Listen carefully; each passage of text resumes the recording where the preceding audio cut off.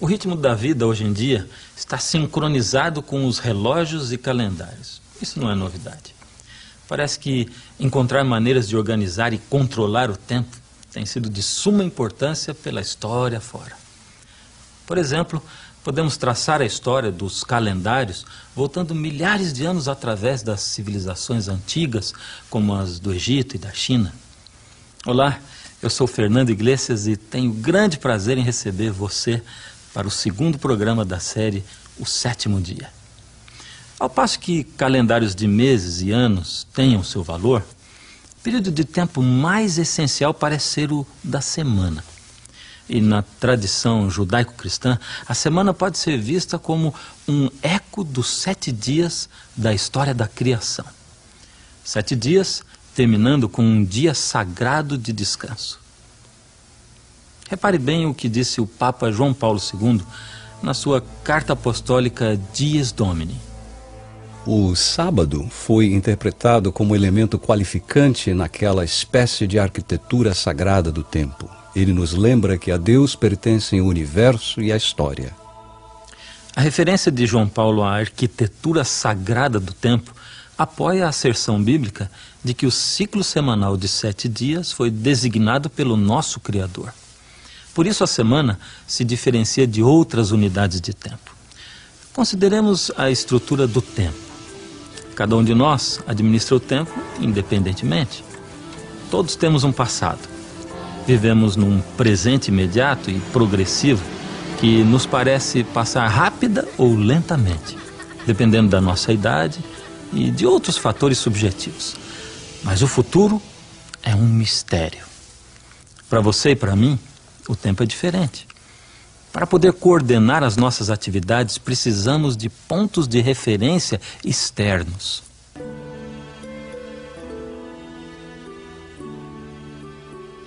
Dos elementos que precisamos para marcar o tempo, a maioria os temos desde a criação. A história bíblica define o dia como um período de trevas e luz, tarde e manhã. Isso se deve à rotação da Terra sobre o seu eixo.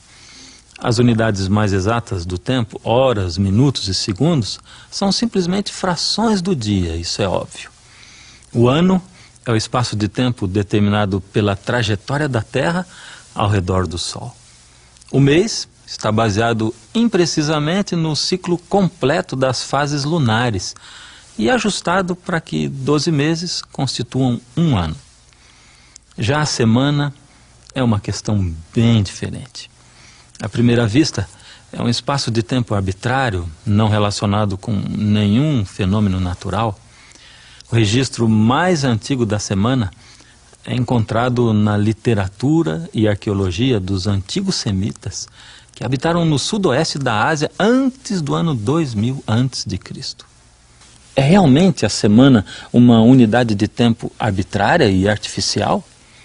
O astrônomo e antropólogo Anthony F. Avini oferece outra alternativa. No seu livro Os Impérios do Tempo, ele informa que alguns cronobiologistas estão convencidos de que o ciclo de 7 dias está implantado na nossa própria natureza. O biorritmo de 7 dias no corpo humano é uma das recentes descobertas da cronobiologia moderna. Por exemplo, agora se sabe que a probabilidade de rejeição de certos órgãos após o implante é maior em intervalos de 7 dias. A aceitação da semana de 7 dias, difundida durante milhares de anos, é uma evidência adicional da origem divina do ciclo semanal. Então, se a semana do Gênesis sobreviveu milhares de anos desde a semana da criação, por que o reconhecimento do Criador não foi preservado com o mesmo êxito? O livro de Gênesis fala da queda da família humana. De fato, Gênesis 6:5 diz que os pensamentos de seu coração eram maus continuamente. Portanto, Deus decidiu limpar o mundo por meio do dilúvio. E esteve o dilúvio 40 dias sobre a terra, e cresceram as águas, e levantaram a arca, e ela se elevou sobre a terra. E as águas prevaleceram excessivamente sobre a terra, e todos os altos montes que havia debaixo de todo o céu foram cobertos. Apesar desta dramática manifestação do poder de Deus e seu desgosto com aqueles que não seguiam o seu caminho, logo eles esqueceram de tudo outra vez. Ergueram ídolos para si em vez de adorar a Deus. E o conceito do ciclo semanal, com seus 6 dias de trabalho e o descanso do sábado, foi esquecido. Além do mais, incorporaram um ciclo semanal à astrologia, em vez de lembrar-se do Deus da criação. Por volta do ano 2000 a.C., vivia na cidade de Ur dos Caldeus o homem tido como um dos principais fundadores das 3 maiores religiões monoteísticas do mundo: judaísmo, cristianismo e islamismo. Segundo a Bíblia, Abrão, depois chamado Abraão, cumpre um papel importante no plano de Deus para reconquistar a família humana e revivificar o conhecimento do Criador. A religião de Abraão se distinguia em agudo contraste ante as idolatrias e superstições dos seus vizinhos. Ele adorava ao Criador, ao transcendental e invisível Deus, cuja sabedoria e poder eram manifestados pela própria existência do mundo. Ele tinha uma religião de fé, não de vista. Ele se relacionava diretamente com o seu Criador. Segundo o Antigo Testamento, o Deus Criador revelou as regras de relacionamento entre ele e a raça humana nos 10 mandamentos gravados nas tábuas de pedra. Estes mandamentos foram confiados aos descendentes de Abraão, os israelitas, como uma bênção para ser compartilhada com as nações do mundo. Lembra-te do dia do sábado para o santificar. 6 dias trabalharás e farás toda a tua obra, mas o 7º dia é o sábado do Senhor teu Deus. Não farás nenhuma obra, nem tu, nem teu filho, nem tua filha, nem o teu servo, nem a tua serva, nem o teu animal, nem o teu estrangeiro que está dentro das tuas portas. Porque em 6 dias fez o Senhor os céus e a terra, o mar e tudo que neles há, e ao 7º dia descansou. Portanto, abençoou o Senhor o dia do sábado e o santificou. Esse é o mandamento mais longo dos 10. Se caracteriza por incluir as credenciais divinas, declarando a identidade do legislador e confirmando a sua autoridade como criador para ordenar a adoração de suas criaturas. O mandamento de observar o sábado expõe a relação íntima que Deus mantém com a criação. Mostra que Deus não só cria, não só obra para trazer à existência o que não existia, o mundo físico, o mundo natural e tudo que existe nele, mas também mantém uma relação íntima com a criação, tomando tempo para contemplar a totalidade da criação, celebrando e apreciando o que foi criado. No 5º livro da Bíblia, Deuteronômio, se repetem os 10 mandamentos. Dessa vez, o significado do sábado é enriquecido porque está ligado ao livramento do povo de Israel da escravidão do Egito. Guarda o dia do sábado para o santificar, como te ordenou o Senhor teu Deus. Porque te lembrarás que foste servo na terra do Egito e que o Senhor teu Deus te tirou dali com mão forte e braço estendido. Pelo que o Senhor teu Deus te ordenou que guardasses o dia de sábado. Nós participamos da redenção de Deus tal como Israel participou da redenção de Deus. Porque Deus nos livrou de algo. Ele livrou os antigos israelitas do Egito, do opressor Faraó. Assim também Deus nos livra individualmente da opressão de Satanás e do pecado que nos destrói. As pessoas precisam mesmo encontrar um santuário no tempo, o qual é o sábado.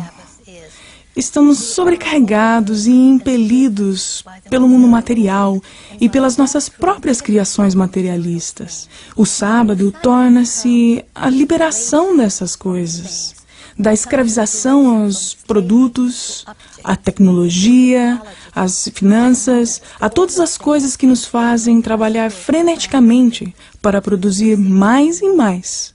Já que o sábado do sétimo dia tem um significado tão rico, e já que é parte dos 10 mandamentos, por que tantas pessoas não observam hoje?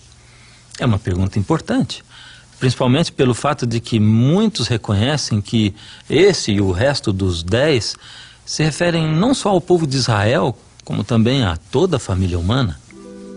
Como é lei da natureza que, em geral, uma devida proporção do tempo seja destinada ao culto de Deus, assim também, em sua palavra, por um preceito positivo, moral e perpétuo, preceito que obriga a todos os homens em todos os séculos, Deus designou particularmente um dia entre os 7 para ser um sábado, descanso, santificado por Ele.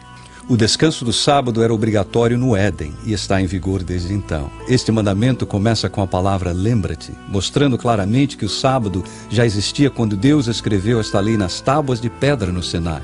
Como podem dizer os homens que este mandamento foi abolido quando eles mesmos reconhecem que os outros 9 estão ainda em vigor? O sábado foi feito para o homem, não para os hebreus, mas para todos os homens. O mandamento do sábado nos revela o quadro de um Deus que deseja estar no coração e na vida dos seus filhos humanos. O grande rei Davi, dos israelitas, assim o entendeu e deu instruções ao seu povo para espalhar o conhecimento desse Deus, Criador, ao resto do mundo. Contai entre as nações a sua glória, entre todos os povos as suas maravilhas, porque todos os deuses das nações são vaidades, porém o Senhor fez os céus.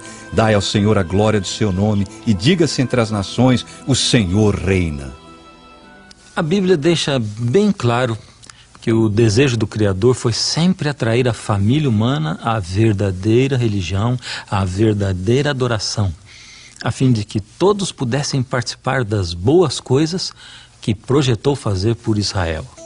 E aos filhos dos estrangeiros que se chegarem ao Senhor para o servirem e para amarem o nome do Senhor, sendo deste modo servos seus, todos os que guardarem o sábado, não o profanando, e os que abraçarem o meu concerto, também os levarei ao meu santo monte, os festejarei na minha casa de oração. Os seus holocaustos e os seus sacrifícios serão aceitos no meu altar, porque minha casa será chamada casa de oração para todos os povos. Não é difícil entender que esse dia santo tem poder para restaurar e solidificar o relacionamento entre o Deus Criador e os seus filhos humanos. Mediante a devoção do sábado, do culto e louvor em apreciação pelo seu poder de criar, esses filhos ficariam ligados ao seu Criador pelo amor e gratidão. Se eles continuassem observando sinceramente o sábado do Senhor, jamais o esqueceriam.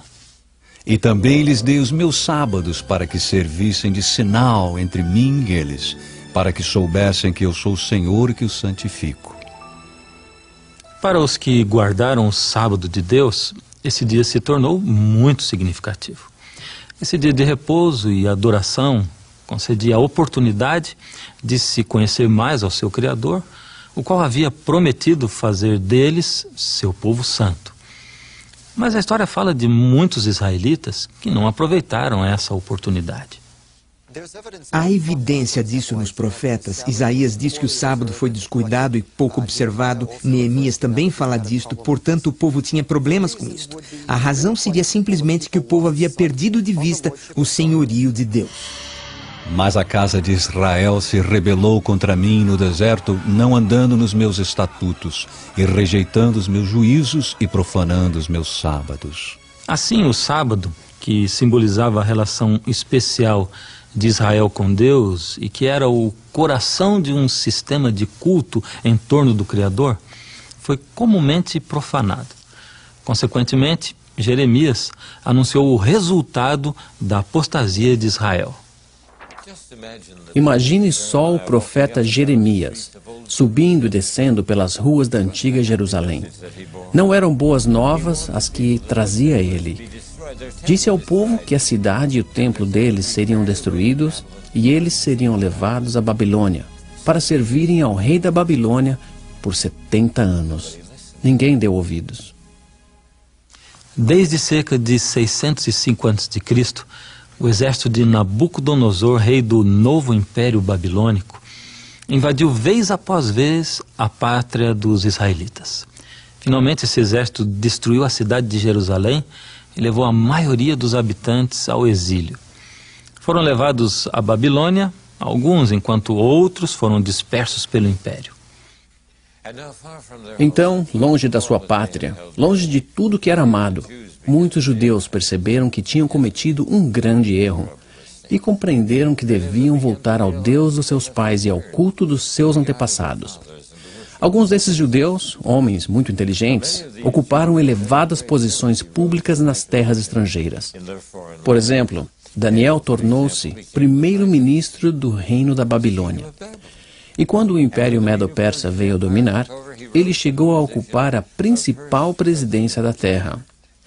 Foi Daniel quem fez que Dario, o Medo-Persa, reconhecesse ao Deus dos céus. Da minha parte é feito um decreto pelo qual em todo o domínio do meu reino os homens tremam e temam perante o Deus de Daniel, porque ele é o Deus vivo e para sempre permanente, e o seu reino não se pode destruir, o seu domínio é até ao fim. Há evidências de que a religião dos judeus exilados chegou a ser tão bem conhecida que influenciou até mesmo os movimentos filosóficos e religiosos do século seguinte. Buda, Zoroastro, Confúcio e Pitágoras, todos eles aparentam ter adotado elementos da religião judaica. Por exemplo, embora o budismo não tenha dias sagrados hoje, há evidência de que o sábado, ou o Posata, era parte dessa religião no princípio. O Benedito estabeleceu uma regra para observar o santo dia do sábado, e ele sugeriu que na reunião do 7º dia todo monge cuja consciência lhe perturbava deveria confessá-la perante a Assembleia dos Irmãos. Arthur Lloyd, no seu livro O Credo da Metade do Japão, diz que a Ordem dos Monges guardou sagradamente seus dias de sábado por muitos séculos. Até o próprio Confúcio pode ter se referido ao sábado do 7º dia na seguinte passagem em uma de suas obras. Neste dia culminante, os antigos reis fechavam os portões, os comerciantes não viajavam e os príncipes não inspecionavam seus domínios. Com o tempo, a noção de uma observância semanal do sábado penetrou em muitas culturas. Na língua hebraica, o nome de cada dia está relacionado com o sábado. O primeiro dia da semana chama-se Ehad Be-Shabbat, ou um que acompanha ou vai adiante do sábado. Assim, cada dia que se segue contempla o sábado até o 6º dia. E este é chamado de véspera do Santo Sábado. Portanto, o dia 7º é sábado. Em mais de 100 línguas antigas e modernas, o nome do 7º dia do ciclo semanal significa repouso, ou o seu equivalente. Parece então que alguns judeus durante o exílio alcançaram mais êxito no setor no qual sua nação havia fracassado do que em tempos de paz e prosperidade. Eles espalharam o conhecimento de Deus e de sua lei entre outras nações. Contudo, o que aconteceria quando esses cativos voltassem à sua terra natal? Conservariam o culto ao Deus verdadeiro? Ou voltariam às práticas das gerações passadas? A resposta está no relato de Neemias. Neemias não regressou a Jerusalém quando os outros voltaram, mas quando alguém foi contar a ele o estado das coisas, a notícia entristeceu tanto a Neemias que ele diz que se sentou e chorou bastante. No final, ele decidiu que deveria, se possível, ir ele mesmo a Jerusalém para ver como poderia ajudar. Neemias era um líder enérgico e capaz. Dirigiu com êxito a reconstrução da cidade de Jerusalém e não se acomodou com isso. Como reformador cuidadoso, sentia o peso de restaurar a vida espiritual do seu povo. Sabendo que a quebra do sábado era uma das razões dos anos de cativeiro, dedicou-se a preservar particularmente a santidade desse dia. Ele soube que o povo estava comprando e vendendo no dia de repouso. Então ele disse: não deveremos fazer isso. Essa é a razão por que fomos levados ao cativeiro. Ao continuarem vindo os comerciantes, ele mandou que ficassem fechados os portões no sábado. Quando ainda continuaram vindo e montando o acampamento fora dos portões da cidade, eles o ameaçou de prendê-los. Um sacerdote chamado Esdras ajudou a Neemias nesta obra. Ele influenciou muito na vida espiritual dos judeus de então. Esdras ensinou ao povo as leis de Deus e conduziu um reavivamento e reforma espirituais baseados na escritura inspirada. O povo se uniu mediante um juramento solene de obedecer os mandamentos de Deus dados por meio de Moisés. Eles prometeram não profanar o sábado, fazendo comércio nesse dia. Eles começaram a observar o santo sábado tão consistente e cuidadosamente que guardar o sábado se tornou uma característica distintiva da nação. Durante o período entre o fim do Antigo Testamento e o começo da história de Jesus no Novo Testamento, houve transtornos quase contínuos no Oriente Médio. O exército de Alexandre Magno invadiu o Império da Pérsia. Dentro de pouco tempo, o próprio Alexandre morreu e o seu império dividiu-se em facções rivais. A Palestina, juntamente com a Síria, ficou sob o governo da dinastia Seleucida. O rei Antíoco IV é notável pela sua oposição à religião dos judeus. Seus soldados tomaram o templo de Jerusalém e instauraram nos seus átrios um sistema de culto pagão. Joséfo, o famoso historiador dos judeus, diz que Antíoco quis aniquilar toda a evidência visível da identidade espiritual dos judeus. Então ele mandou emissários a Jerusalém dizendo: eles devem derrubar o altar de Jeová, devem abandonar o culto do sábado.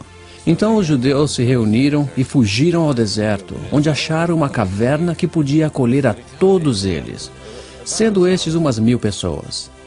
Quando os oficiais do rei ouviram que algumas pessoas tinham quebrado as ordens do rei e fugido para lugares ocultos do deserto, eles os perseguiram em grande número. Tendo-lhes alcançado, acamparam contra eles e os atacaram no dia de repouso.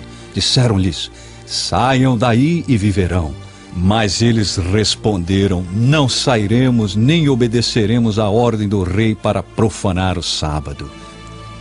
Imediatamente os que comandavam as tropas do rei os sufocaram nas cavernas, porque a reverência que dedicavam a esse dia era tão grande que o temor de violá-lo, mesmo em tal extremo, fez com que eles nada fizessem. Cerca de 1000 foram sufocados, contando as suas mulheres e filhos. O martírio desses judeus patriotas nos dias de Antíoco IV é um testemunho notável do poder de suas crenças. Seu Deus e o santo sábado dele tiveram maior importância para eles que a própria vida. O sacrifício deles foi uma vitória da fé. O Antigo Testamento, apoiado pelas evidências da história, linguagem e cultura, estabelece o sábado como um memorial sagrado da obra criativa e redentora de Deus. Declara que o sábado é sinal de uma relação íntima entre o Criador e aqueles que o adoram. Um dia de descanso e culto, capaz de unir os corações dos seres humanos com o do seu Criador. Hoje, para muitos judeus e cristãos, o sábado é ainda o ponto central da vida espiritual e adoração. Até hoje em dia, o sábado permanece como um elemento determinante na arquitetura sagrada do templo.